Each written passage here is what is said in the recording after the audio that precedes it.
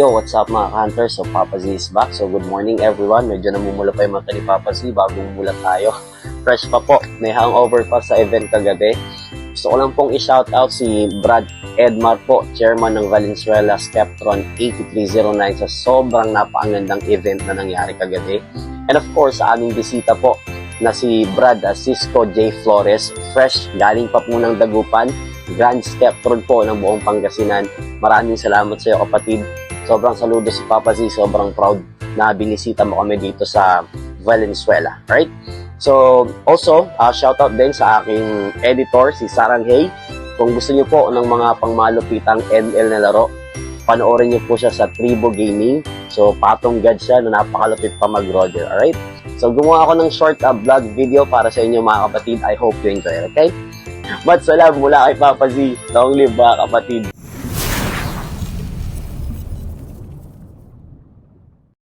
I will give you baptize of Alpha Kappa Rho.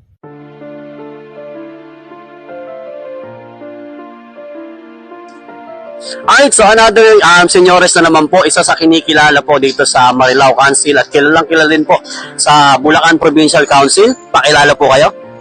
Ako nga pala si Sunny Araos, Secretary ng Marilao Council. Alright, so kilalang kilala po yan, napakamabuting tao po yan, Sek Sunny. Sek Sunny, ano po yung may papayo nyo sa mga datihan at mga bagong Skeptron? Sa mga datihan, magbago na tayo.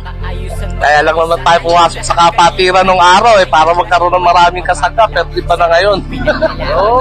Paano natin may humok yung mga baguhan kung tayo ay ganun pa rin? Yung para naman po sa mga bagong kasama. Yung mga bagong kasati naman, kayo mag-aala, mamahalin namin kayo. Long live po, Sek Sunny, long live. Secretary po ng Marilao Municipal Council. Gabi ang Alpha Kappa Rho, habang buhay bibit-bitin nakatatak sa mingin. Ulit ang Alpha Kappa Rho! Taas noo kung mapabilang sa Alpha Kappa Rho. Alright, so what's up mga hunters? So Papa Z na naman po. Ito po, may papakilala ko sa inyo. Kilalang kilala po sa Valenzuela to. Pakilala po tayo.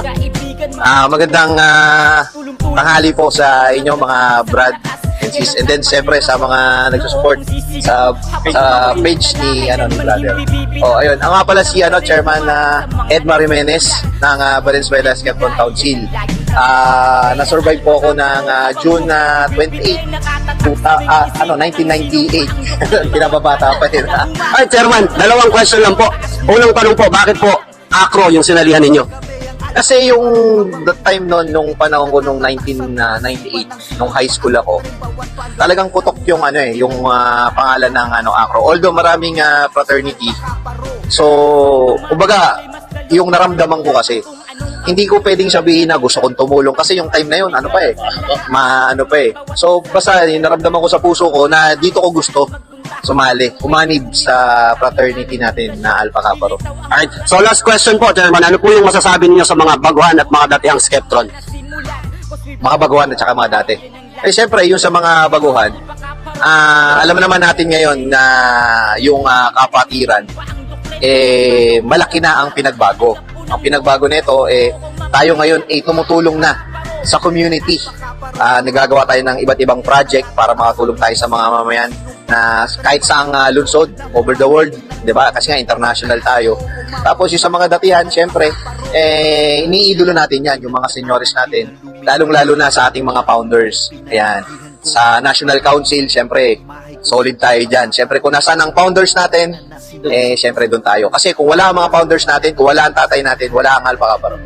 Long live po, Chairman. Napakaganda po na sinabi. Long live po. That's all, guys. Suportan nyo naman sagad kayo ang kalakasan ko patungo sa aking paglipad. Ang makatulong lagi ang palagi na layunin alay ko So, sa andito po isa nating senyores. Pakilala po kayo. Ako si Bradway Caputores ng Bukawi Chapter. Alright, so question lang po, Chairman. Ano po yung dahilan bakit kayo pumasok sa kapatiran?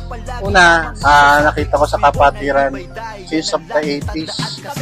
Nakikita ko yung pagkakaisa ng brotherhood. Diyan mo makikita nun na talagang na humagod, tinanggap po ng buo, taas noo kong mapabilang sa alpakaparo. Ngayon, Ang alpakaparo nakikita habang ko pa rin, buhay kung ano bibigyan yung nakatatak sa 80s, isipan ng sinumpa the millennials, kung ano, ganun pa rin, nagkakaisa pa rin ang bawat SK-Prod. Alright, so ano naman po yung may papayo nyo sa mga datihan at mga bagong kasapi ng kapatiran? At sa mga datihan, pagpatuloy lang natin ang pagsuporta sa ating kapatiran ng alpakaparo. At sa mga baguhan, sumunod tayo sa mga senyores. Hindi makakarating din tayo pagdating ng panahon, kayo naman ang magiging makakaupo. Kinalalagyan namin, kayo naman ang papalit natin. Maraming salamat po. Chairman po ng May Kawayan Council, Longli po.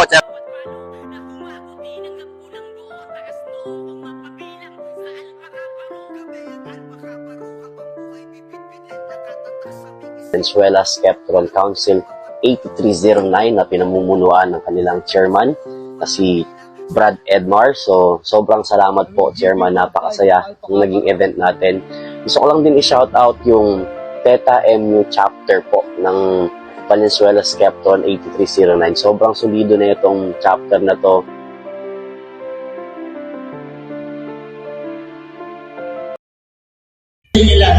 Lokit sa lahat, lalo-lalo na si Manila Municipal Council. Lagi mo. Sa instrumento ba ako nakitakas? O naging sumusimura ng isang anas? Ako bilang akong bago-bago nakakatakas sa aming mundo, pinalula ng lahas. Naging instrumento ba ako nakitakas? O naging sumusimura ng isang anas? Ako bilang akong bago-bago.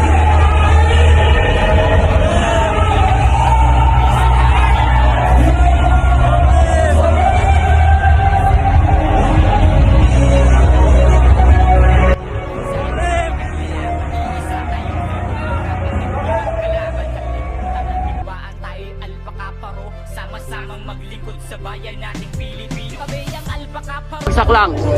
Long live Alpakaparo! Na humago tinanggap ko ng buo. Taas noo kong mapabilang sa alpakaparo. Kami ang Long live Alpakaparo! Thank you. Isipan ng sinumpa ang doktrin bawat palo na humagot tinanggap ko ng buo. Taas noo kong mapabilang sa alpakaparo. Pagmula ng maisilang bilang alpakaparo, unti-unti ko nakikita ang silbi ko sa mundo. Dumami aking kaibigan, mapaloob at labas. Tulong-tulong sa pagsulong, nagkakaisang lakas. Yan ang kapatiran ko, taas noo kung sisigaw. Habang buhay na dala, kailanman hindi bibitaw. At walang pwedeng humarang sa mga nasimulan. Cause we born, we live, we die, yan ang laging tandaan. Kami ang alpakaparo, habang buhay bibit-bitin. Nakatatak sa aming isipan ang sinumpa ang doktrin bawat palo. Na humago tinanggap ko ng buo. Taas noo kong mapabilang sa alpakaparo. Kami ang alpakaparo habang buhay bibit-bitin. Nakatatak sa aming isipan ng sinumpa ang doktrin bawat palo. Na humagot tinanggap ko ng buo. Taas noo kong mapabilang sa alpakaparo. Habang tumatagal ay mas lalo kong nalalaman kung anong